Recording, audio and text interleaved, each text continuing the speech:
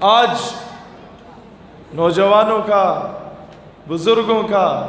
یہ جذبہ دیکھ کے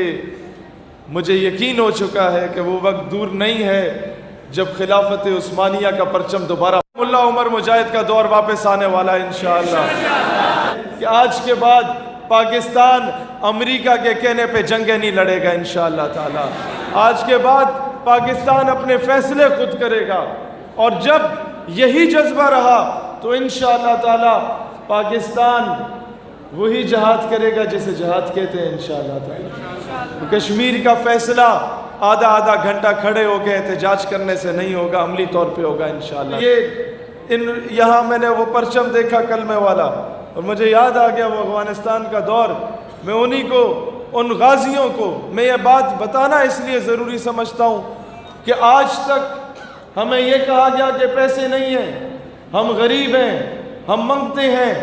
ہم FATF کی زد میں ہیں، ہم IMF کی زد میں ہیں، ہم ورلڈ بینک کی زد میں ہیں، ہم کس طریقے سے امریکہ کو آنکھیں دکھائیں گے۔ غریب ملک ہیں، وہ پشتوں کی ایک مثال ہے، غریب کو پیدا شوے کو بغیرات اچھا کرے، کہ غریب ہونے میں اور بغیرت ہونے میں بڑا فرق ہے بھائی جان۔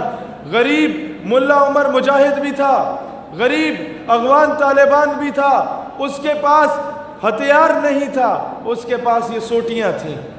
لیکن وقت کی سپر پاور کو جب اس دور میں کراچی کی سڑکوں پہ داڑھی سے گھسیٹا جا رہا تھا ملا عبدالغنی برادر کو، آج وہ مذاکرات کے میز پہ گھسیٹنے پہ مجبور کر دیا گیا امریکہ کو۔ وہاں مجھے قلندر لاہوری کی اس شعر کی تشریح سمجھ آتی ہے کہ اللہ کو پامردی مومن پہ بھروسہ، ابلیس کو یورپ کی مشینوں کا سہارا، کافر ہے تو کرتا ہے شمشیر پہ بھروسہ، مومن ہے تو بے تیغ بھی لڑتا ہے سپاہی۔ انہی مجاہدین کی نظر کہ ہم تختہ و تخت میں سے ایک چنا کرتے ہیں، ہم عجب شان سے دنیا میں جیا کرتے ہیں، توپ کیا چیز ہے، بندوق کسے کہتے ہیں، ہم تو ٹینکوں کی صفیں چیر دیا کرتے ہیں۔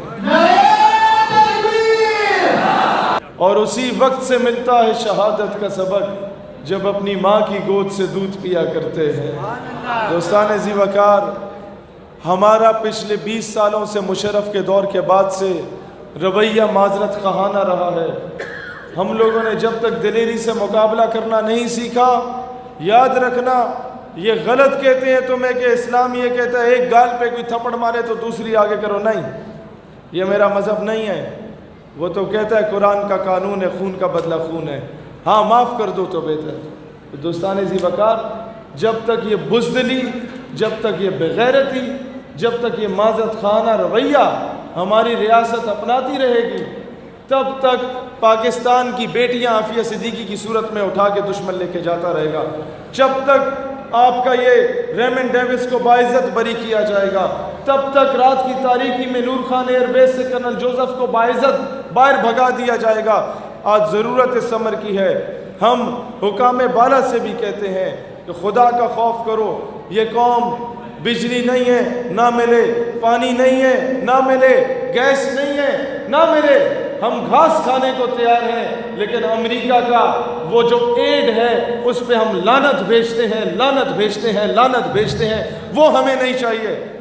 امریکہ کی ایڈ کی بنیاد پر میں ہمیشہ یہ کہتا ہوں کہ قوم کی بیٹی ڈاکٹر عافیہ صدیقی ہے، قوم کی بیٹی ملالہ یوسفزئی نہیں ہے۔